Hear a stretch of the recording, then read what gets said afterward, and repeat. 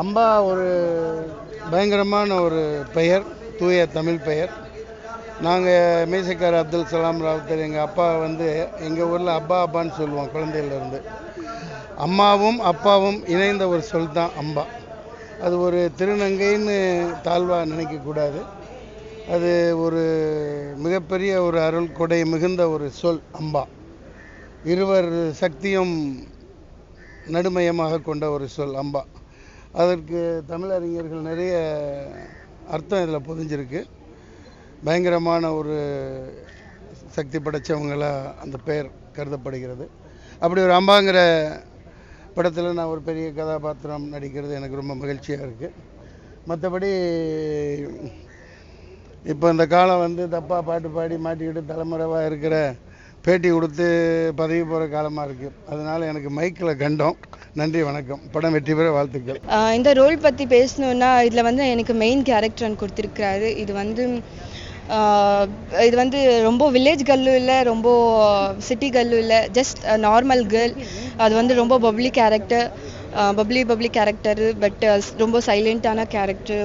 ஒரு என்ன பண்ணுறதுக்கும் அந்த ஒருத்தர் மனசு ஒருத்தருக்கு கஷ்டம் கொடுக்காம அவங்க படுற கஷ்டம் இந்த ஒரு கேரக்டரெல்லாம் இருக்குது.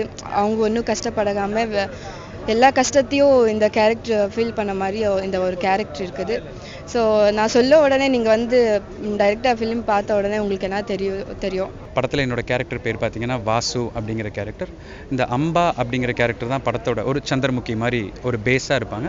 அவங்களுக்கு எல்லா விதத்துலையும் சப்போர்ட்டிவாக இருந்து அந்த படத்தோட ஹீரோ அப்படிங்கிற பேஸில் நான் தான் இருப்பேன். பட் அப்படி நான் சொல்லிக்க விரும்பலை. ஏன்னா இது ஒரு ஃபீமேல் ஓரியன்ட் சப்ஜெக்ட் அப்படிங்கும்போது அவங்களுக்கு எல்லா விதத்துலையும் சப்போர்ட்டிவாக இருந்து அவங்கள ஒரு விதமாக பாதுகாத்து கொண்டு போகிறாங்க. படத்தோட ஒன்லைன் அப்படின்னு கேட்டிங்கன்னா, நல்லது செய்யணும் அப்படின்னு முடிவு பண்ணிட்டு அதுக்கு லாஜிக்கே கிடையாது. யார்கிட்டருந்து வேணால் நம்ம கொள்ளடிச்சு அது நல்லது கூட செய்யலாம் அப்படிங்கிறது இந்த படத்தோட ஒன்லைன். இந்த அம்பா படத்தில் எனக்கு 2 கேரக்டர்ஸ் கொடுத்துருக்குறாங்க. அதில் ஒரு நல்ல கேரக்டரும் கொடுத்துருக்குறாங்க, ரெண்டாவது ரவுடி கேரக்டரும் கொடுத்துருக்குறாங்க.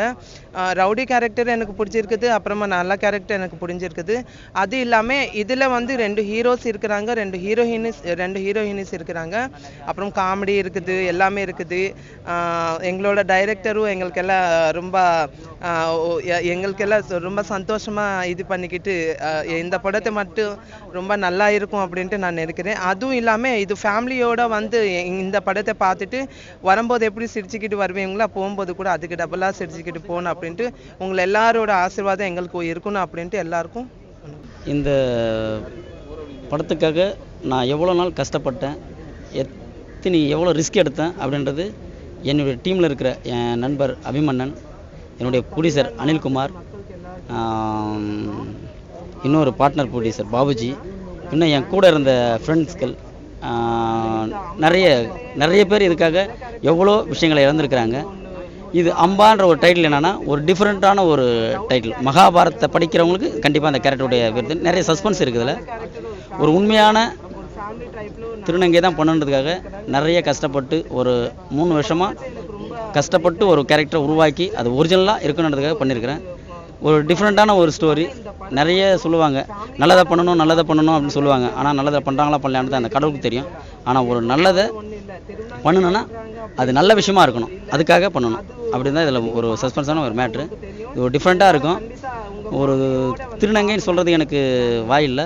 அந்த திருநங்கைன்ற பேரில் இருக்கிற சஞ்சனா அக்கா அவங்க இதில் ஒரிஜினலாக ஒரு உண்மையான ஒரு அம்மாவாக நடிச்சிருக்காங்க, ஆக்ட் பண்ண போகிறாங்க.